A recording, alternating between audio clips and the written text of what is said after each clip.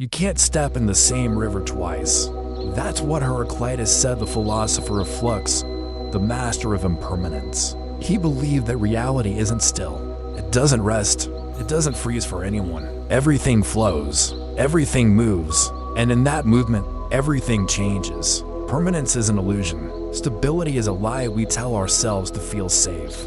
What exists isn't a world of things, but a world of becoming. The universe, at its core, is motion.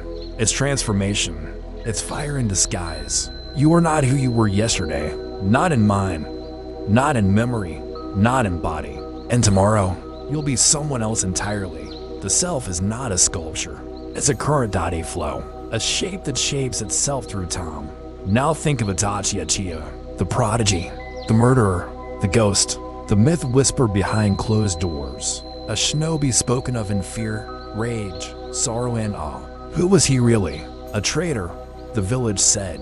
A monster, his brother believed. A shadow, the world assumed. But beneath the blood, behind the silence, underneath the mask, he was something else. Something more difficult to define. Something that didn't fit into categories of good or evil. Something tragic. Something deeply philosophical. A man at war with stillness. A soul shaped by contradiction. Itachi is the river. Always in motion. Always shifting. Always transforming. Never caught. Never pinned down. He was a child dreaming of peace. A soldier forced into war. A killer who didn't want to kill. A savior disguised as a villain. He became many things, but never just one thing. Never static. He flowed from role to role, identity to identity, shedding names and purposes like leaves in a stream. That's why he confuses us. That's why we struggle to place him. He refuses to be one note. He exists in the tension between who he was, who he appeared to be, and who he needed to become.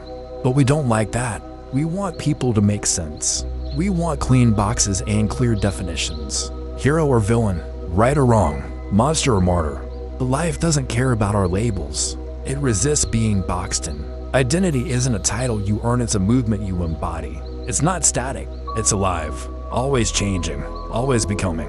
You are not your reputation. You are not your past. You are not even your present. You are the process, the art, the path, the unfolding. Heraclitus believed the cosmos was fire, not stone, not metal. Fire. Wild, consuming, beautiful, destructive, cleansing. Fire doesn't just reduce things to ash, it refines. It remakes. Itachi lived like that fire. He burned his identity to create something new. He didn't seek to be understood. He sought to do what had to be done. At 13, he faced a decision no child should even comprehend. Follow his clan into rebellion and civil war, or extinguish that fire before it consumed the village. And so, he made a choice, one that shattered him forever. He chose peace through pain. He chose genocide not for revenge or glory, but to buy time. To give his brother a future untouched by war. To spare the village he loved. He stepped into hell so no one else would have to. He didn't just carry out the mission. He carried his weight every day after alone, silently, willingly. He became a ghost of himself, a shadow walking among monsters. But every move, every choice, was calculated, intentional, sacrificial. He played the villain so others could live like heroes. He became the necessary evil in a world addicted to clear villains. Heraclitus said, "War is the father of all things." It's in conflict that the world is born. It's in destruction that something new takes shape. Itachi didn't believe in peace through comfort, he believed in peace through fire. And like fire, he destroyed to transform. He suffered so others could grow. He lied so others could find truth. He endured hatred so others could find healing. But what does that make him? A monster and a martyr? Or something more complex? Something that challenges the very framework we use to define morality? He joined the Akatsuki, a group of killers, renegades, nihilists, but Itachi wasn't one of them, not really. He walked among them as a spy, a saboteur, a barrier between chaos and collapse. His role was not to conquer, but to contain, not to dominate, but to delay. He was the invisible line between disaster and survival, Every silence held meaning. Every step, intention. Every mission, a chess move in a game no one else could see. He lived like a paradox, acting cruelly to serve compassion, breaking rules to preserve order. He bore the hate of the world so that love could have a place in it. This is Heraclitus made real. Opposites as collaborators. Paradox is truth. Light only exists because of darkness. Peace is forged through struggle. Order is shaped by chaos. The world thrives not in simplicity but in contradiction. Itachi is the embodiment of the contradiction. A killer who protected, a brother who abandoned out of love, a man who erased himself so others could be whole. He wasn't perfect, he wasn't pure, but he was necessary.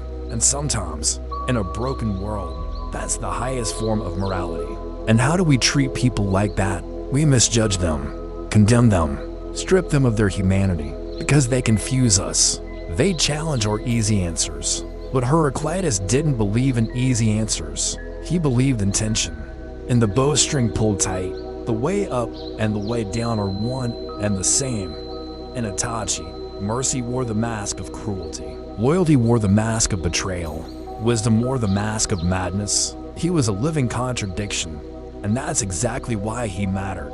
To Sasuke, he was the enemy, the target, the one goal that made everything else secondary. And Itachi let him believe that, not out of cruelty, but out of purpose.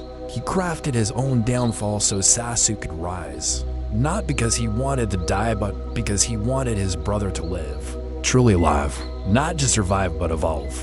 And when Itachi finally fell, the truth didn't come with screams. It came in silence, in brokenness, in love too deep for words. His last words weren't revenge, they were release. Not bitterness, but forgiveness. Not blame, but blessing. He gave Sasuke freedom, not just from his enemies but from the cycle of hatred, from the chains of the past, from the identity he had been forced to wear.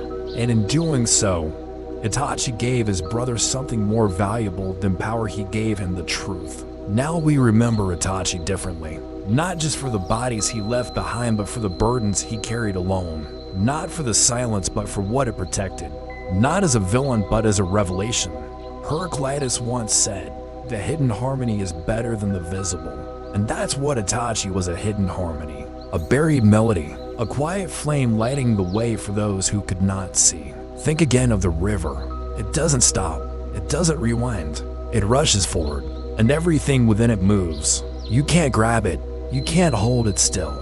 That's life. That's us. We want ground, but life gives us water.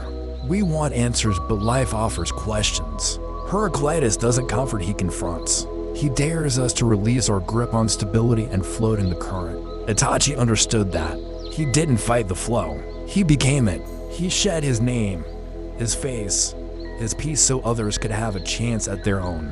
He didn't cling. He let go. He moved forward quietly, deliberately, fiercely. Not for praise, not for redemption, but because it was right, even if no one would ever know. To the world, a traitor. To history, a ghost. To philosophy, a masterclass in contradiction. Itachi teaches us that identity is not a title you wear. It's a choice you make every day. It's not what you gain, but what you give, what you risk, what you sacrifice. Heraclitus believed the tension makes music. That conflict creates growth. That without fire, there can be no forge. Itachi lived the truth in every step, every silence, every lie told for the sake of a better world.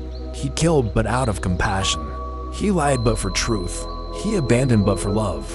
And in the end, what remains? Not his name, not his crimes, but the legacy. The fire, the river that keeps flowing. We want clean stories, but life gives us Itachi. And thank God for that, because Itachi shows us a better question than who are you?